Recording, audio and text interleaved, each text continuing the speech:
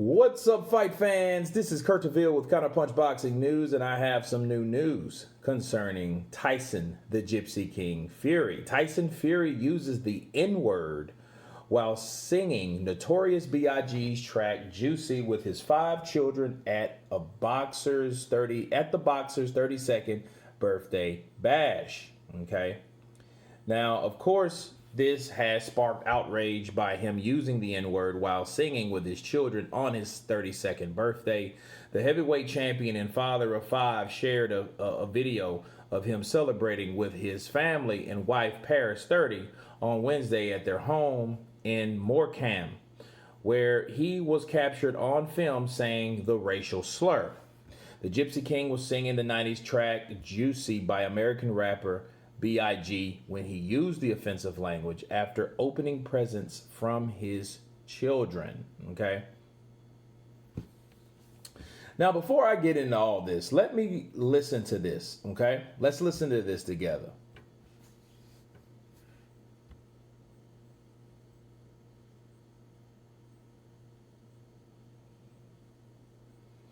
Okay.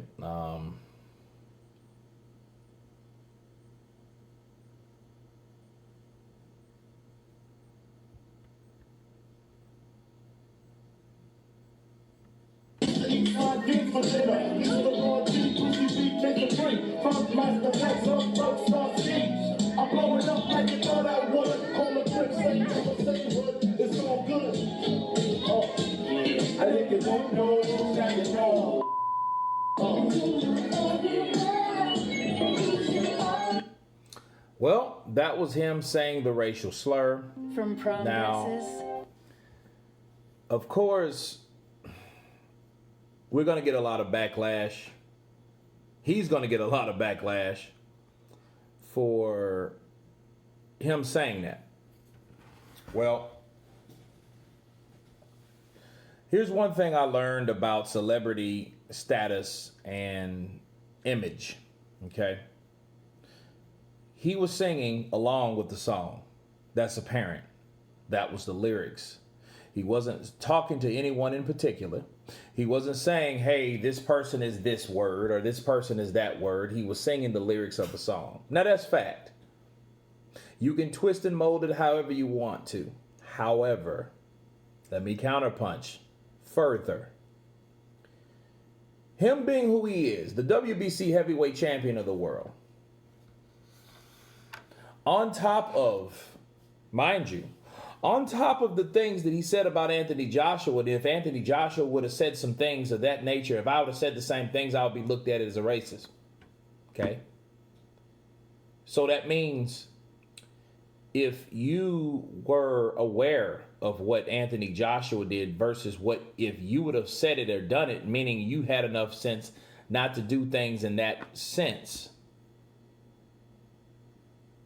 you knew and you were cognitive of what you wanted to do. Maybe he might have not thought anything about it. Maybe not. What I am saying, he definitely should have considered it. Because at anything, this is tactless. Very tactless. Why? Because you are not, I understand you're a gypsy. I understand you were you suffered your own discrimination as a child. And you are a group of people that a lot of people didn't care for in the UK, right? You know, on the class level. And I understand you went through your own struggles, but that doesn't mean that you can use words in public. See, when I say in public, that means you are, first of all, saying these words, this racial slur. Because when you do that, being outside the black race, and I know African Americans, we use that word. Some of us use that word, so to speak. We use it every day. A lot of people use it every day. A lot of people say it to the point where it's natural. But when someone outside saying it, it's a different platform, and then you don't know why they're saying it. See, here's the thing. I don't know Tyson Fury personally. All I know is his background and what he's been through. So I don't know if he's a Klansman or not. We don't know what's in his heart. But when he says things like that, singing along, it might seem harmless. And a lot of people will come, it was harmless, it was this and that. Cool. But in the same token, another person can look at that and say, you know what, that's subliminal. That's him trying to be too bold. That's him being too comfortable with what he's doing, him being the champ. That's him being tactless and not really caring about how other people or a group of other people might feel about what he said or reciting what he said. See, we didn't hear the N word, but we know he said it because they bleeped it out, right? They censored it. But I don't know what type of mindset that he was in to think that that was cool or to think that he wouldn't get backlash from that. Let me give you another example, people, okay? I want you guys to go back and let's go back and get in Doc Brown's time machine and get right next to him and go back to 2000, early 2019 when Barry Hearn said, oh, we were the slave masters of yesteryear. Do you guys remember that? Think about it now. Think about it. Do you guys remember when Barry Hearn himself said we were the slave masters and the promoters had more say-so, more dominance, more pull, more power than the boxer? The boxer didn't really have a voice. We were their voice and we pimped them. We were their slave masters. Do you guys remember that? Okay. Who was the first person that said, you know what? Him saying stuff like that, you need to throw his old drunk ass back in the cupboard where he belongs by saying something like that, which was offensive and it offended a lot of people. It did. It offended a lot of people. Now, I have enough sense to think logically about certain things, and I know he said we're the slave masters, and a lot of, like him, Bob Arum, Frank Warren, over here, Don King. Don King was known for that. I get it, but it's still insensitive because people can hear it and then hear it and be disturbed by it because it makes them feel a certain type of way due to history and things that happened to history with ancestors and with people of yesteryear, right? Okay. Well, now you go and do something like that. I feel that he might have been. We've heard Conor McGregor, another Irishman, singing D-O-double-G because it's lyrics from a song. It really is. You know what I mean? It wasn't nothing he added to the song. It was something that he was singing along with the song. Now, mind you, I guarantee you a non-black person, okay, other than black and brown, because, let's face it, brown people, they get leniency in certain states. Because I've seen Fat Joe said nigga, right? He said that in the Mike Tyson interview on Fight Hype. He didn't get blasted like that because he's brown. That's why I say brown is included, right? So if you're other than black and brown, you may say something, and I know people of the Anglo-Saxon or the Caucasian or the European or the white, have seen things and like rap music, right? Tommy from Power. But you don't think they don't say that and don't recite that, the words, the lyrics of that song? Now, this is not a defense. This is just laying everything out there and letting you look at it and make your way of it. Okay? And really think with an open mind. See, in what people don't understand, us as black people don't like to hear other people saying things because we don't know where their origin and we don't know how they actually truly feel. Or they just trying to talk shit and think they can get away with it, or they really mean what they say. However, if they don't say it at all, it's better with us. That's the truth of it. Because we don't know who and how a person feels in their heart. We don't know.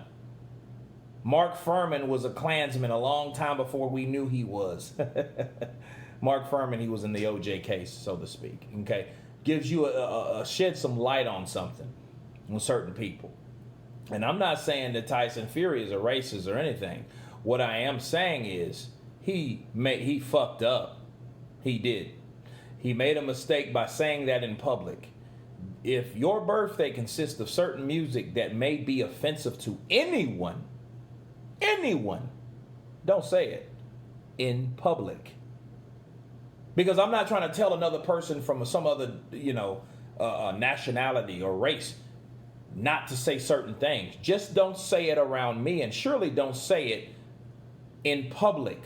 Most importantly, don't say it around your kids, because you might get your kids' ass whooped one day when they say that. My dad says that all the time, the N-word. Right?